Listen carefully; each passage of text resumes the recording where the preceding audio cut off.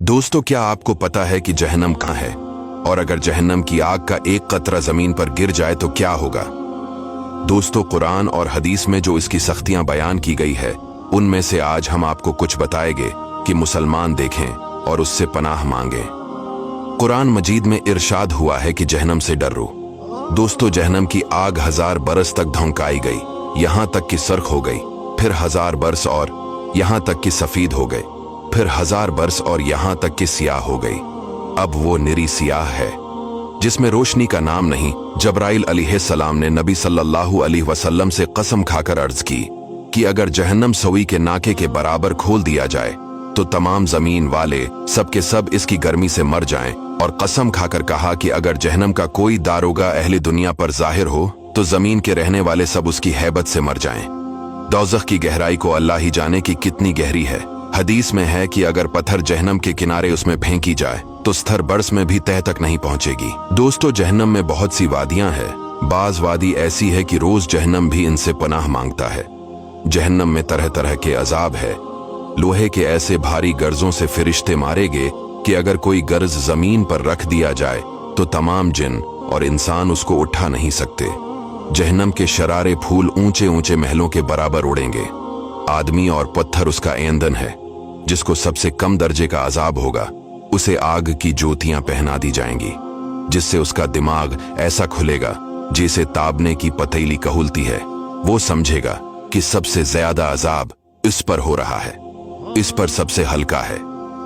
किस कदर बड़े सांप की अगर एक मर्तबा काट ले तो इसका दर्द 1000 बरस तक रहे। जो पीप जहन्मियों के बदन से बहेगी वो पिलाई जाएगी, और अगर उसका एक कतरा दुनिया में बहा दिया जाए तो उसकी बदबू से सब मर जाएं। और अगर गले में जाकर फंदा डालेगा उसको उतारने के लिए पानी मांगेंगे, उनको वो खोलता पानी दिया जाएगा। सजियत के बाद जहन्नम के दारोगा मालिक अलैहिस्सलाम को पुकारेगे कि ए मालिक अलैहिस्सलाम, तेरा रब हमारा किस्सा तमाम कर दे। मालिक 1000 बरस तक जवाब न देंगे।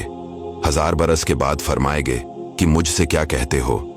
इससे कहो जिसकी नाफरमानी की है। 1000 बरस तक रब को इसकी रहमत के नामों से पुकारेंगे। वो 1000 बरस तक जवाब न देगा। इसके बाद फरमाएगा, दूर हो जाओ, जहन्नम में पड़े रहो, मुझसे बात न करो। इस वक्त कफ्फार खून के आंसू रोएंगे। रोने का खून और पीप इस कदर हो जाएगा अगर इसमें किश्तियां डाली जाए तो चलने लगे। फिर आखिर में कफ्फार के लिए ये होगा कि उसके कद बराबर आग के संदूक में उसे बंद करेंगे। फिर इसमें आग भड़काएं जाएंगी। फिर ये संदूक आग के दूसरे संदूक में रख दिया जाएगा और इन दोनों के दरमियान आग जलाई जाएगी। फिर इसी तरह उसको और एक संदूक में रख दिया जाएगा और आग का कफल लगा दिया जाएगा। तो अब हर काफिर ये समझेगा कि इसके सिवा अब कोई आग में न रहा, और अब ये अजाब उसके लिए हमेशा है।